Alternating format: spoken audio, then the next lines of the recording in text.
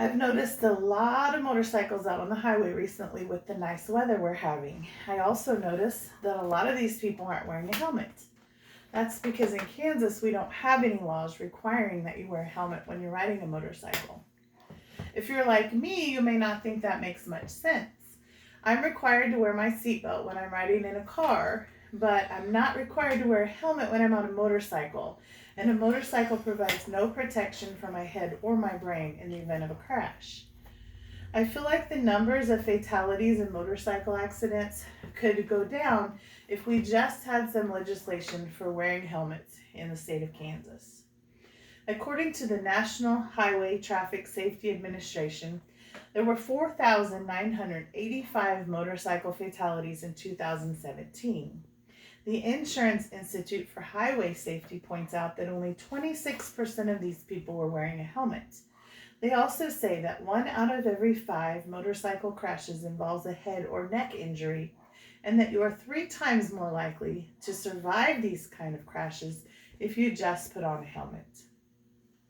I have a lot of friends and family that ride motorcycles, and it makes me worry that maybe they'll become one of these statistics. When my son had a wreck on his four-wheeler, we were told that if he hadn't have had a helmet on, he wouldn't have survived.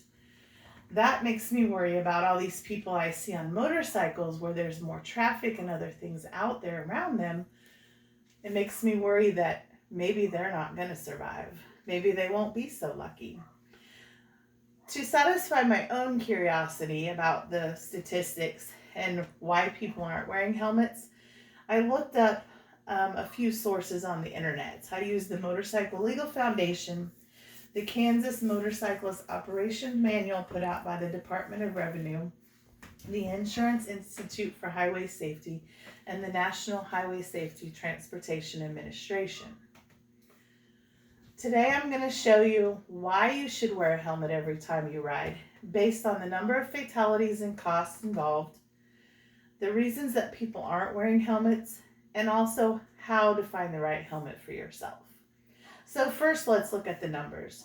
According to the National Highway Traffic and Safety Administration and the Insurance Institute for Highway Safety, in 2017, 56 of those fatalities were in Kansas, and 32 of those weren't wearing a helmet. That's 57% of those riders that possibly could have lived if they just would have made the choice to put on a helmet before they rode.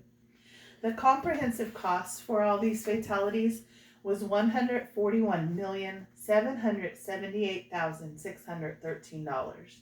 Those costs will include medical costs, property damage, court costs, EMS costs, insurance costs, the valuation for the lost quality of life, along with some other costs that are thrown in there. That's a pretty expensive price tag for something that could be avoided if we just would wear a helmet. Now that we've seen the numbers, let's look at the reasons why people aren't wearing helmets. According to the Motorcyclist Operator Manual in Kansas, people are stating 3 reasons why they don't want to wear a helmet. It limits their view, they're not riding fast enough, or they're not riding far enough. The fact that it limits their view has been found to not be true. You can still see the same amount with the helmet on or off, so there's no reason that you should use that for an excuse not to wear your helmet. The long ride is not something that comes into play either. In fact, they found that people that are riding 5 miles or less are more likely to be in a crash, just as you are in a car, as you are on a motorcycle. And the rate of speed also doesn't really come into play. There are more crashes on people that are going under 30 miles an hour than there are people that are out there riding on the highways. So now we've seen that we need to wear our helmet every single time we ride, whether it's a long ride or a short ride.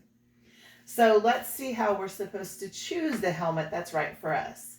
According to the Motorcycle Legal Foundation, there are 3 types of helmets. There's a half, a 3/4, and a full face helmet. All of these provide some form of protection, but the full face is going to give you the most perfect protection for your head and your neck in the event of a crash. You want to make sure that the helmet meets the guidelines set forth by the U.S. Department of Transportation, And the very safest helmets are also going to have a label affixed to them that represents that they have passed guidelines from the Snell Memorial Foundation. This foundation has stricter guidelines and more tests that they use on these helmets than even the Department of Transportation. So if you have labels from both of these places, then you're probably getting one of the safest helmets that you can possibly get.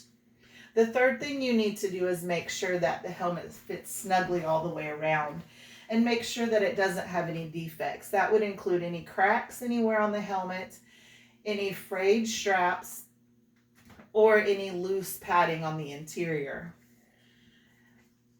The last thing you want to make sure is that if you already have a helmet that has been involved in a crash, that you're disposing of it so that you're not using it again, because that safety protection has been compromised and you're not going to have the same amount of protection that you would have the next time that you crash. And there's no reason to take that chance that it may not save you from a fatality.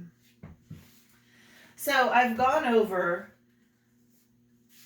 the numbers of fatalities and the cost that are involved in that, the reasons that people are saying that they're not wearing helmets, and also how to choose a helmet for yourself. So I hope by taking this information with you that you have learned that every single time you're on a motorcycle, you need to wear a helmet to protect yourself so that you don't become one of these statistics. Thank you.